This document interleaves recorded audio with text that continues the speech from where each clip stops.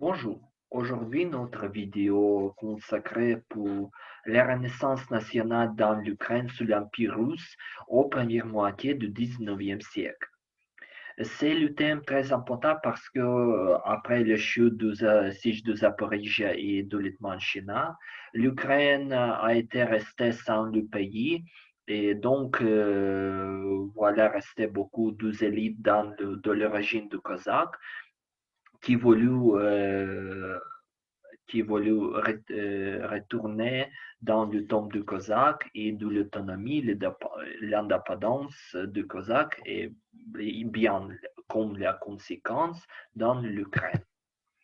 Le premier groupe qui a eu lieu en Novgorod-Siversky, maintenant c'est la région de Tchernihiv, a été créé dans la fin du 18e siècle, pardon, et le but principal, explorer la liaison avec du Kazakh et Litmanchina. Et donc, c'est la première question qui est explorée dans, n'est pas aussi le liaison avec du Kazakh, qui disparut à la fin du 18e siècle. Et donc, c'est c'est le procès de recherche du folk ukrainien. Et un deux membres, il s'appelle Vassil Kapnist, visitait Berlin en 1791 pour l'aider à l'avenir du côté de la Russie. Pourquoi? Parce que c'était la période de rebelle du côté du Pologne et comme la conséquence de la victoire du côté de la Pologne, la Russie que promenait donner à l'aider et le soutenir dans la future indépendance dans le territoire de l'Ukraine. C'était le premier essai d'exploser de l'indépendance dans l'Ukraine. Mais cette idée n'est pas réalisée parce que la révélation du côté du Polonais a été chutée. Et beaucoup de membres soutiennent aussi le livre, il s'appelle L'histoire du russe, Historia russophone russe ou en ukrainien.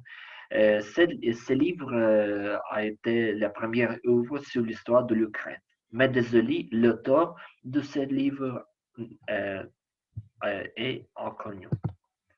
Mais le grand événement dans l'histoire de l'Ukraine et dans la Renaissance ukrainienne à la fin du 18e, le début du 19e siècle, est passé en 1798. C'était la publication de Eneida par l'écrivain Ivan Kotlarevski, qui fait la naissance de la littérature ukrainienne. Eneida, c'est le poème adapté du poème du poète roman Vergili et Kotlarevski a été écrit dans la langue plus ukrainienne et dans la descrivait la vie quotidienne selon les Ukrainiens avec l'humour et un peu satirique. C'était le grand événement dans le prochaine génération ukrainienne et surtout des écrivains et écrivaines dans notre pays.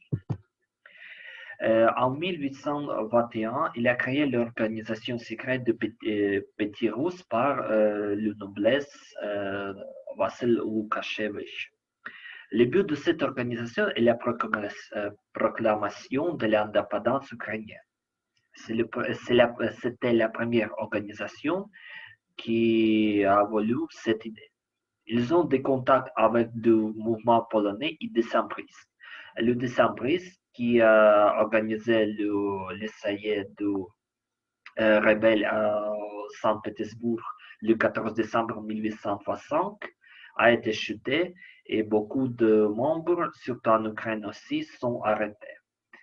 Et en année prochaine, en 1826, les membres d'organisation sont arrêtés. Et beaucoup, il a envoyé dans le Sibérie. L'influence a eu lieu avec des idées de franc-maçonnerie qui a été très populaire dans l'Europe pendant le 18e ou la début du 19e siècle, évidemment, et du siècle de Lumière.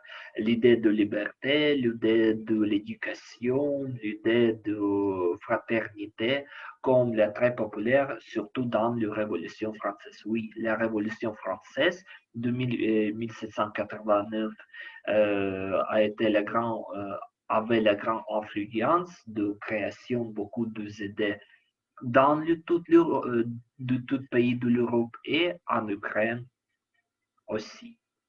Notre vidéo est terminée. Merci beaucoup. Au revoir.